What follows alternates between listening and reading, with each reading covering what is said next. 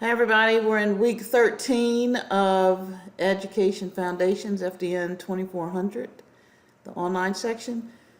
We are working this week on disability in education and looking at ableism and microaggressions this week and what that is, and I'm going to give you some legal foundation here for disability. So let's look at our objectives. So again, we're going to talk about the legal environment around individuals with disabilities in the public school, which specifically with the law IDEA. We're going to discuss and review the implications of teaching and learning around internalized dominance and oppression as it relates to ableism specifically. In our personal lives and professional lives. You all might want to pull out your IAT that you took on disability just to kind of see where you fell on the scale. I'll be showing mine later on in the presentation. We're going to look at what microaggressions is a little bit deeper as it relates to disabilities and what that looks like from an individual with disabilities. Sees and hears. And then we're going to talk about how to use the equity literacy framework to become more solutions focused and improving our school environments to be more socially just.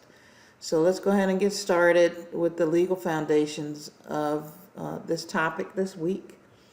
IDEA is the Individuals with Disabilities in Education Act.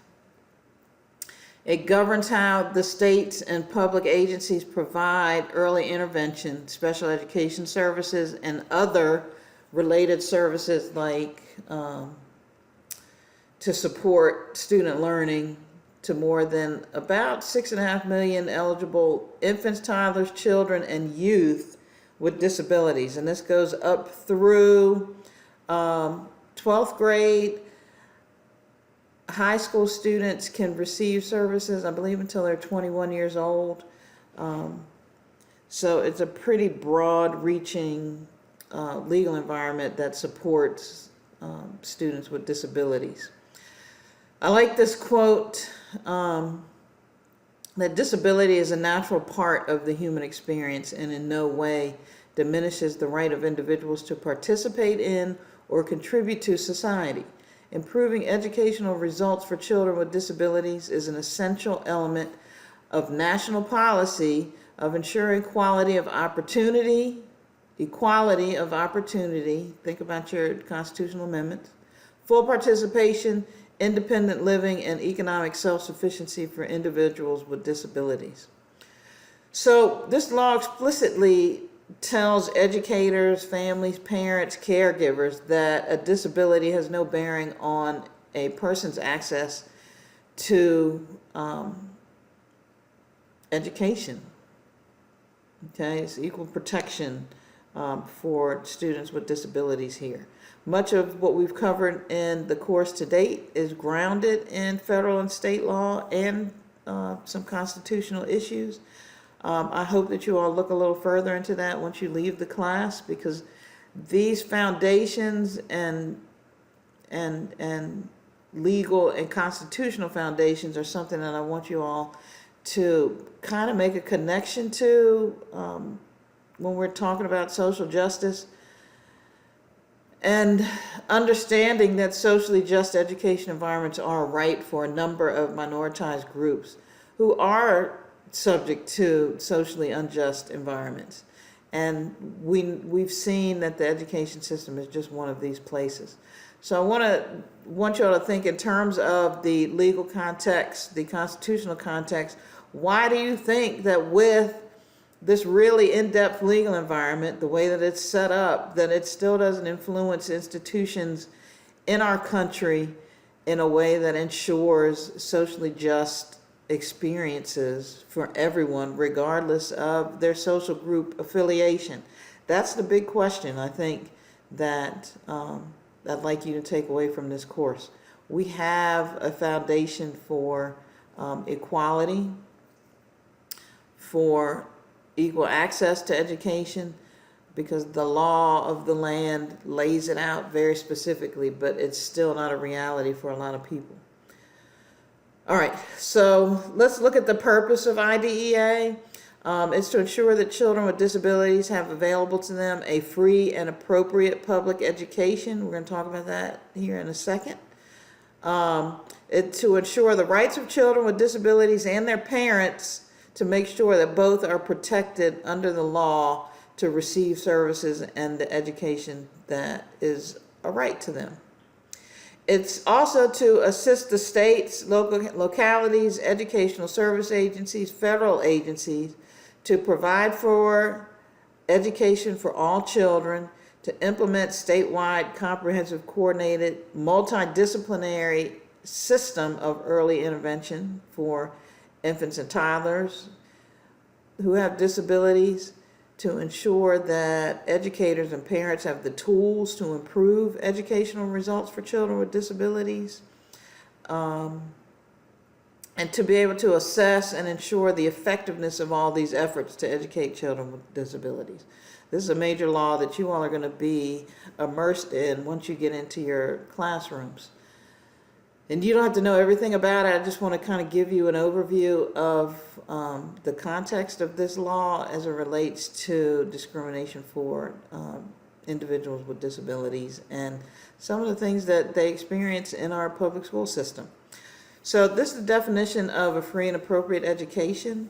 What that means, it's an appropriate education is made up of education in quote unquote, and these are my quotes, regular classes, education in regular classes with the use of aids and services, or special education and related services in separate classrooms for all or portions of the school day. So I want y'all to look at that definition and kind of think about how this definition can support some intentional and unintentional discriminatory behavior based on the class and definition and divisions that are given in this definition of a free and appropriate education. So this is, if we go back to our Equal Protection Clause and that everybody has access to equal access to education, free from discrimination, what can we say about this definition of free and appropriate? So let's look at a little bit about it specifically. What's included in a free and appropriate education are services designed to meet the individual needs of students with disabilities, in addition to the needs of non-disabled students. So we know that we are educating students, both non-disabled and disabled students in our classrooms. So this covers all the students that are participating in our public school system, okay? The education of each student with a disability and students who are without disabilities, giving them the maximum support that they need to be successful, looking at the proper evaluation and placement of students with disabilities. This definition covers placement of students. As you get deeper into the law and read into it, you all will see that when you get into your school environments. And it also lays the groundwork for due process for parents and guardians to safeguard their children's rights in the process of the implementation of this law. So due process procedures must also allow for parents to get a hearing if they have complaints, and review any decisions that they feel are detrimental to their students in the execution of this definition of free and appropriate education. Okay. This is just some more of the legal foundations. These are the federal statutes around discriminatory behavior and harassment in the public life, including the public schools. I'm not going to read this to you, but it talks about the consequences of violating the civil rights of students with disabilities in the public school. That last paragraph talks about if a district, a teacher, an educator, an administrator violates any of the rights given in these statutes for students with disabilities,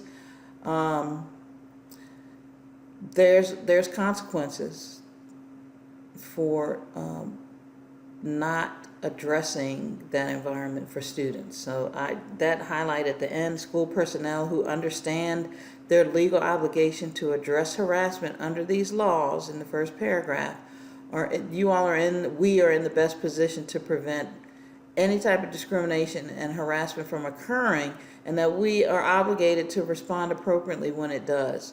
So this is going to lead into our discussion on microaggressions and the hostile environment sometimes that students with disabilities find themselves in our schools and classrooms. And again, I'm going to ask the question, if we have all of this legal protection for folks, why do we still have to speak and address issues related to making sure that we have socially just environments if the law of the land is so thorough? And I just want you all to keep that question in your mind. All right, so that's just some of the legal foundations. You all are going to get more into that as you go through your programs here at App State, when you get into your field work, and most definitely when you are practicing in your classrooms with your students. Okay, so this next portion deals with the oppression that students and persons with disabilities face. Ableism is the name of that oppression. Ableism is the name of that oppression. Sorry about that. And I just put this icon here with hidden disability because disabilities are not always visible, right? So we're going to talk a little bit about what a hidden disability is, and look at some of the context where these folks are living in our public schools. So here we go. We're going to revisit our social group tables again. The third line row from the bottom are people with disabilities. The oppression is ableism, and the dominant group is considered able-bodied. Okay, we talked a little bit about this in our IAT discussion earlier in the first half of the semester. So I just want to be sure that we're all on the same pages here. We know that minoritized groups and dominant groups are the two opposing social groups in our system where oppression is felt between the two. The middle column here is the ism or oppression associated with the dominant minoritized group relationship. And remember, folks, that oppression is a systemic and institutionalized view of the minoritized dominant social group relationships. We're not talking about individuals here, okay? We are looking at how our positions are socialized within the systems of oppression that are listed here, and that we're going to talk about in our ableism discussion, and how these systems maintain the balance of power between dominant and minoritized groups. Okay. So the third from the bottom row is the relationship between able-bodied and persons with disabilities in the structure around oppression of persons who are disabled. And a key thing I want you all to know that ableism is pretty much as prevalent and invisible as sexism is today. Behaviors around ableism come natural to a lot of people, and it's very casual in nature. We often don't realize that we are being ableist in our behaviors, so it's something that we need to really think about how it has been culturally ingrained in our system of mass media, our hidden curriculum, and in our public and private policies. Like just the fact, I know we talked about this earlier, our buildings are designed for the able-bodied, and we have to do add-ons for persons with disabilities. So it has to be a thought to design a building with ramps, as opposed to that just being a thing for our physical structures in this country. So that's just one example of what the complexity is.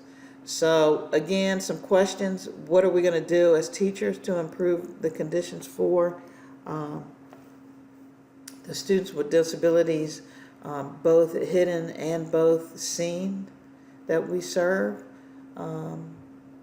What's the vocabulary that we're going to use for thinking about this systemic inequity and oppression for these students with disabilities that we serve?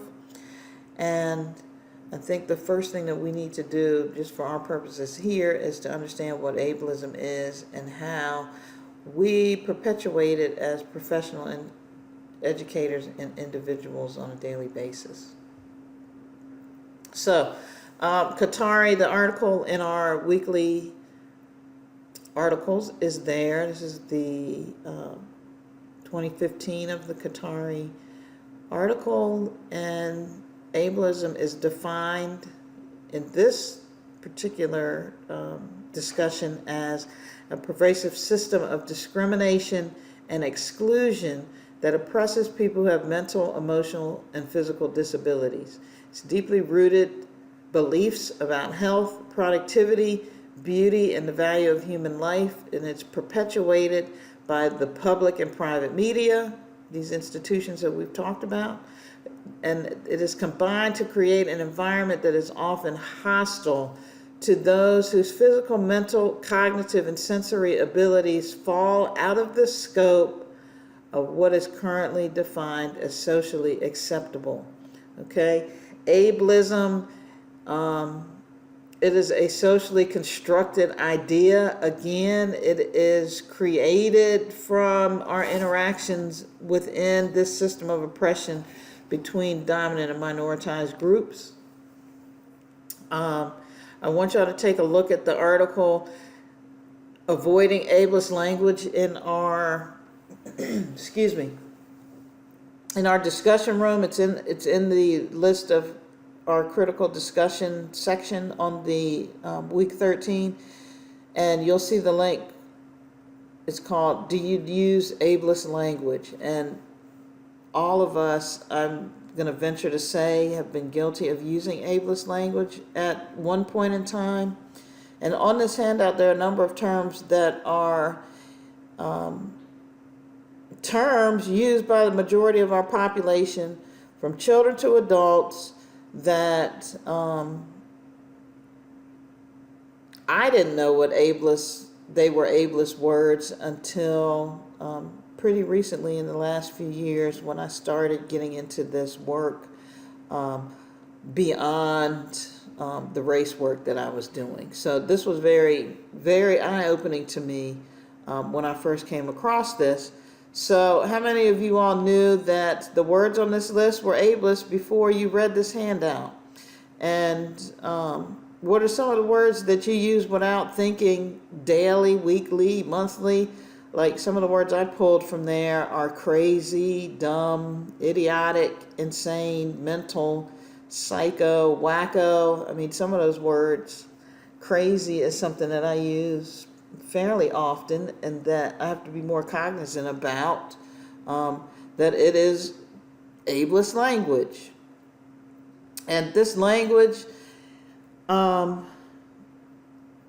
is centered a lot for students in our public schools around instances of microaggressions between and among student groups. and how ableist mindsets are upheld through the use of this language to the detriment of our disabled children that we're serving.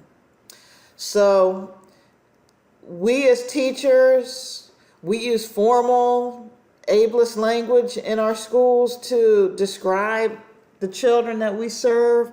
It's, again, another experience that I want you all to think about, how you've used some of these terms as we talk about behaviors in children.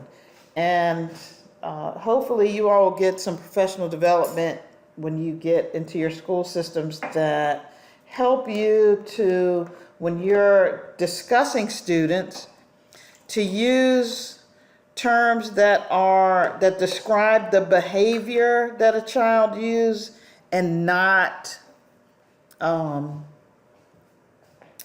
subjective adjectives, like some of the words that I just used a second ago from the ableist language, like that student was acting crazy, that student was acting hyperactive. That's really not saying anything in terms of how to intervene and support a child. Okay, so I use hyperactive because that's the first one in the list here. For negative and abnormal, all of these terms are subjective, regardless of whether they're students with disabilities or students without disabilities who have particular characteristics. This table, I took this from our Is Everyone Equal text. It's on page 87. And the terms highlight the importance of the language that we use when we're talking about children, okay? These are professionally ableist words that are prevalent across schools in this country. These words were used in the school system that I was in Maryland on a regular basis. And I do recall that as part of implementation of IDEA in our particular school system, this was something that was highlighted very often in terms of when students with disabilities were referred to my office. If we were in IEP meetings, it was very clear that we were to use language that accurately describe student behavior and not use language such as this to talk about the IEP process. If we're looking at interventions, we could not say, John Doe, he's just impulsive. We would correct a teacher who used any of this language, okay, on both ends of the spectrum here in each of these columns. If a teacher said, Sally is very creative, we would actually have to ask that teacher, what does the creative exactly mean, Ms. Muhammad? So our district did a very good job with the implementation of IDEA and making sure that the rights with students who had disabilities were fully taken care of, okay? So this is just some of the language that I want you all to be very aware of as teachers, okay? Because these are common terms. Aggressive is another term that is used intersectionally with black and brown students who intersect with disability and IEP and identified special education need. Aggressive is a common term that needs to be eradicated from professional educators' language. It does nothing to serve students who are racially and disability intersected in our classrooms. It's a hostile and very inappropriate way to think about children. I'm just going to leave that there. So I put this video in when you all get finished with this presentation. Please look at this. This is a good example of how our culture uses the language of disability to describe things that are negative, okay? and again, it's very casual. We are so used to talking about, oh my gosh, she's so crazy. I feel like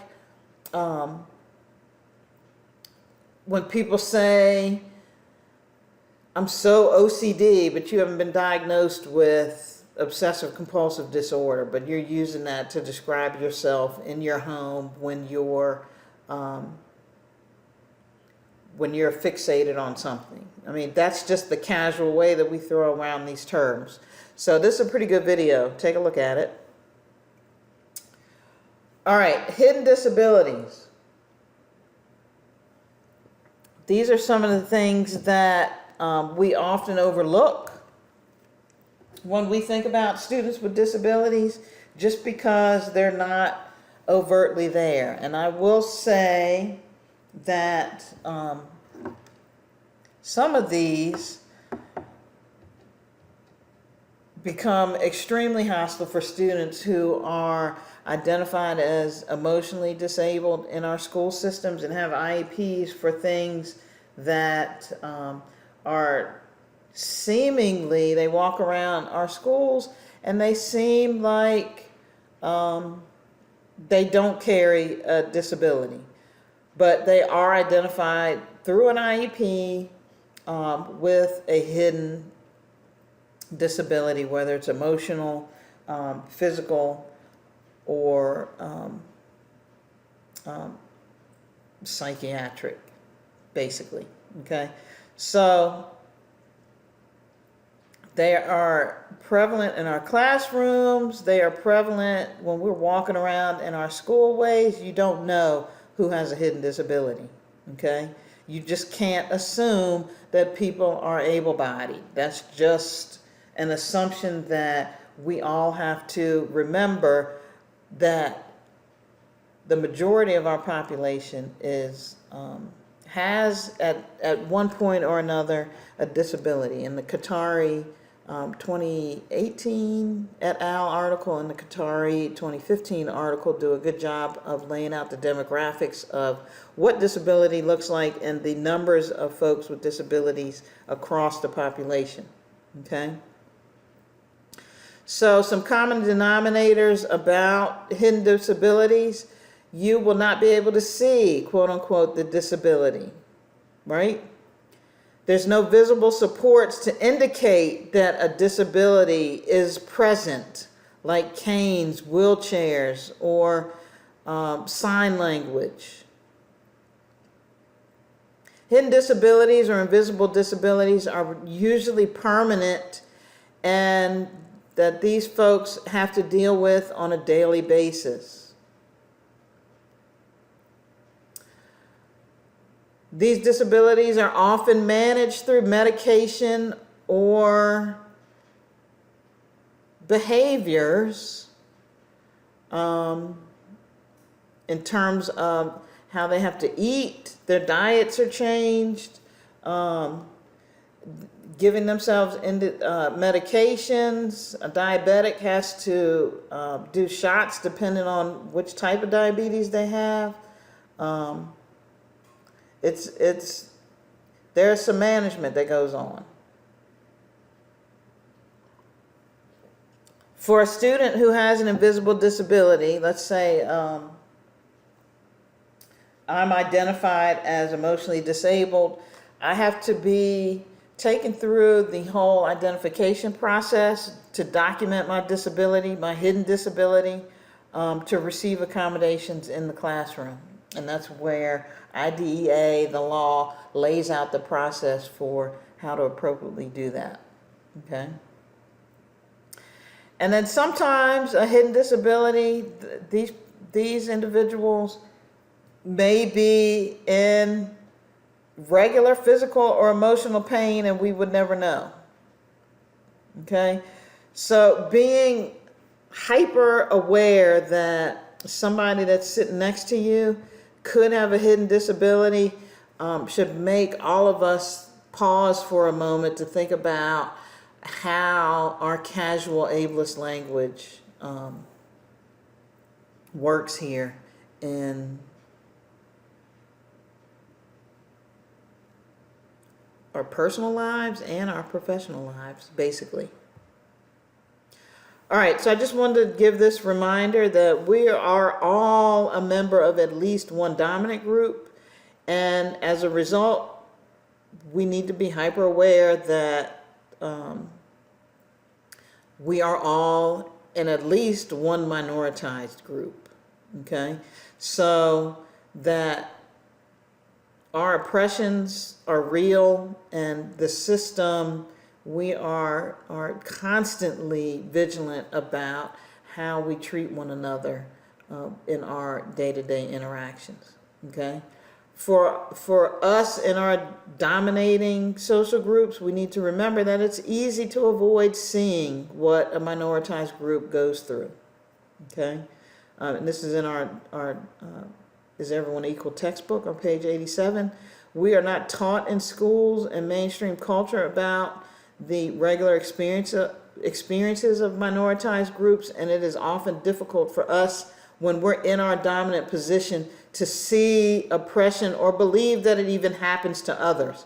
That is the key to understanding how to be more socially just and inclusive. Believe it.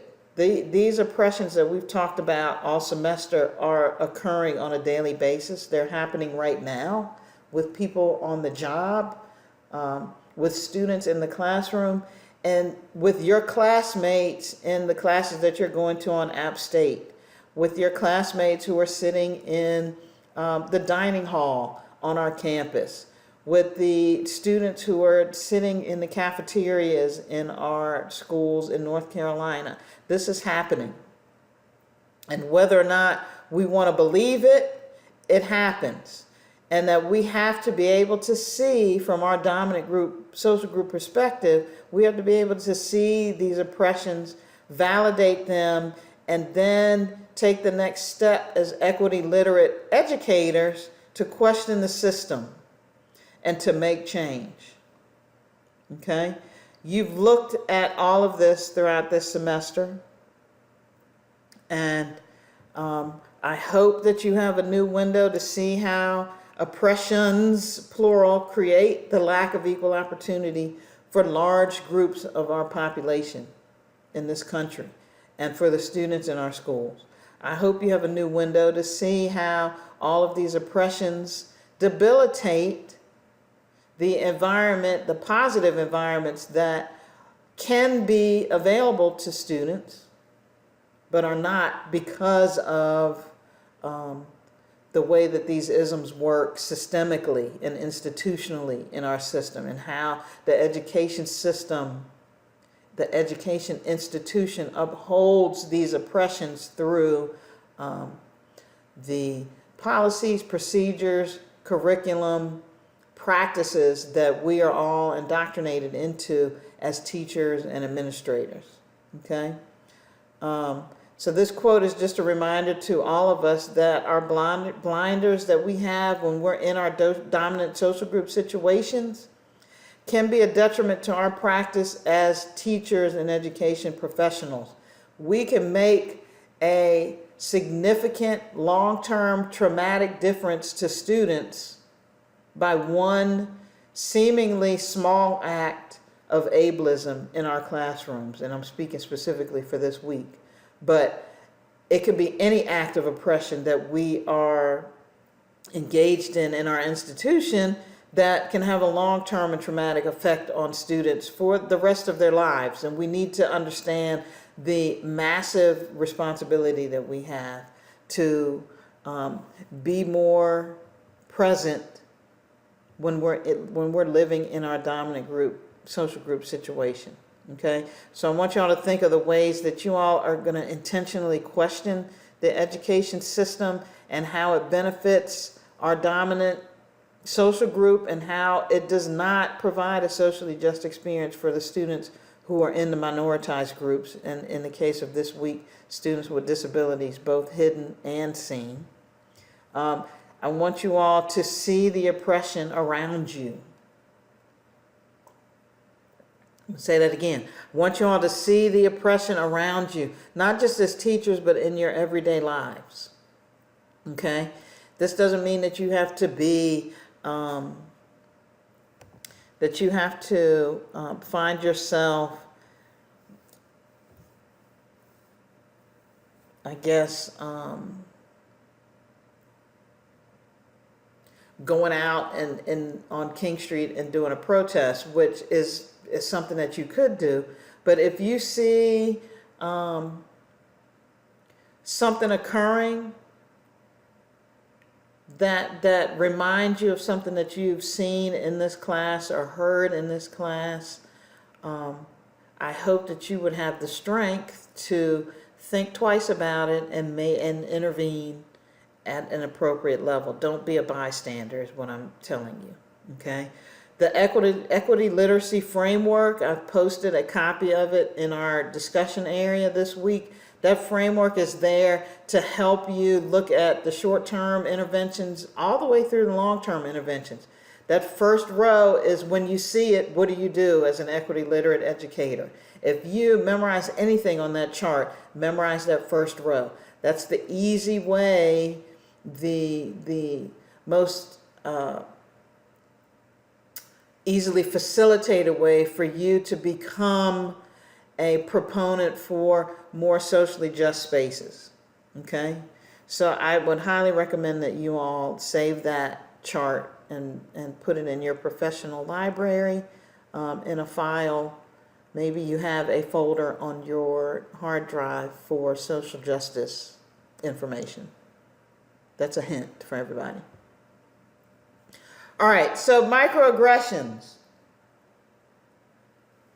We touched on this a little bit in the first half of the semester. I wanted to revisit this because it's important. Again, we all are guilty of engaging in this behavior. Okay, it's intentional sometimes, it's unintentional other times. And they are verbal, nonverbal, and environmental slight snubs or insults. And they communicate a hostile, derogatory environment for persons based solely on their membership in a marginalized social group. Okay, so you're really pretty for a black woman is a microaggression. Or you walk really well for someone who has polio. I mean, these are very extreme examples of microaggressions, but one of the subtle ones that are used that is a racial microaggression is calling a black or brown person articulate. It may seem harmless, but it is a microaggression that assumes when you say, oh, to a black person, oh, you were really articulate today in that speech. That has an underlying assumption that black and brown folks are not articulate on a regular basis. And so I go back to a hyper example. Sometimes when you say something to someone, it's like a backhanded compliment is a microaggression. So disability microaggressions, I want you all to click this for the video when we're finished here. It's an extremely informative video. When I post this, I want you all to watch it. I was trying to get it into our course room and I couldn't. So please click on this. This is a firsthand lived experience account by various folks with both hidden and visible disabilities. And how they experience microaggressions on a daily basis. It is such a good video. All right, so here's some examples. And then you'll see when you open this up, this is from a slide share in LinkedIn on microaggressions. These are just some of the terminology and statements that are considered microaggression. So, wow, I'm so autistic, said by someone who is not autistic, but it was said after this person spilled a drink all over their shoes. Okay, so if there is someone in the area who is on the spectrum or is a parent with a child on the spectrum, this is highly offensive. And this again is using disability terms casually in conversation to describe things that have nothing to do with disability. You don't look disabled. Again, microaggression. There's no way to look disabled when you have a hidden disability, right? So this was said to a person with an emotional disability, and you can imagine how they felt with that. Okay, this was a high school classroom example. You look normal. We're going to look at what normal, the terms normal and abnormal. Again, we talked about this, I think it was week 2, early in the semester, talked about this terminology. You look normal. This was stated to someone with a mental diagnosis of bipolar disorder. You can't tell if someone is depressed. You can't tell if someone has a mental disability. What is normal? Okay. Again, this person said it made them feel very invalidated, irritated, and tired. So think about a student, an elementary school student or a middle school student who is already going through that period of physical growth that is causing a lot of just turmoil. Sorry about that. That was my dog, you all. You can't use terms like normal and abnormal in a way that is ever positive. Okay? All right. So this is an article called "Did You Really Just Say That?" You will go ahead and click on this link. It's written on the APA blog, American Psychological Association blog, on how to confront microaggressions. Like I said, we are all guilty of these comments. So this is an excellent quick primer on whether you are the recipient of a microaggression, you are bystanding and hearing one, and when you're perpetrating a microaggression. So there's some good strategies here. That link is live. Once you finish listening to the presentation, go ahead and check that out. So here's some final thoughts as we want you all to think about as we go through the rest of this week through Monday. Pull out your disability IAT results. This is mine. And this is, I told you all I've done the race one for probably close to 10, 12 years. I might think about doing this disabled one because of my result here. This is the first time I did this. My data suggests a moderate automatic preference for able persons over disabled persons. And when you all think about these IATs, I want you all to think about, think beyond clicking the keyboard, because we are all products of our environment, right? And when I do these IAT results, I think about not just how I took the test, but I think about how I am walking around in the world in the particular moment when I've taken one of these Project Implicit tests. So I contextualize these that we did this semester in terms of me being an Appalachian State University adjunct faculty, student advisor in the College of Education, a black professional in Appalachian State University and in Boone, North Carolina, and what my history is to this date. So that puts context on my results, and I understand why I got the results that I've gotten because of making context with these tests. So I hope that you all kind of contextualize your history, where you are in the present in terms of when you take these project implicit tests, and think about how that context influences how you click those keyboards. All right, so I am currently reading the rough drafts of your research projects, and I'm hoping to have them back to you by Sunday or Monday. And I implore all of you, you know that I give a lot of feedback. Please, I hope you all have read some of the feedback, all of the feedback that I've given you this semester. They're pretty consistent and in depth for a reason. I hope, my second hope for you all is that you leave out of this course as a better writer than when you came into this course, because writing is important, and being able to write to express your profession, how you believe about your profession, in ways to improve our profession as educators is important to me, as somebody who is I hope, a mentor to you all at some point, or even in this course, and sharing some of the information that I've shared with you.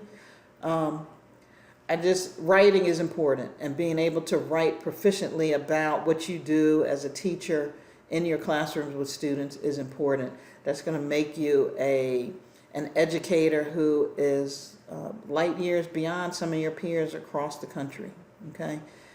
And then, just as a note, we're going to be doing case studies from now until final exams, so be ready for that. And the case study this week is about class and socioeconomics. I hope you all enjoy that.